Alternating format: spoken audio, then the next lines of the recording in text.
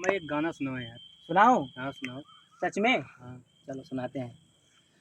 अरे ना जाने का हो गईल बाटे आज, सर से चुनरिया सर केला, हाँ। अखिया मिलावे में लागे लाज, धक से करे जावा धड़केला, मन में मिलनवा के चाहत जगा के, झूठ प्रीतिया के सपना देखा के, दिलवा में घर तू बनाई के उड़ जइबू ए मैना, दिलवा में घर तू बनाई के उड़ जइबू ए मैना, उड़ जइबू मैना हो उड़ जइबू मैना, दिलवा में घर तू बनाई के उड़ जइबू ए मैना।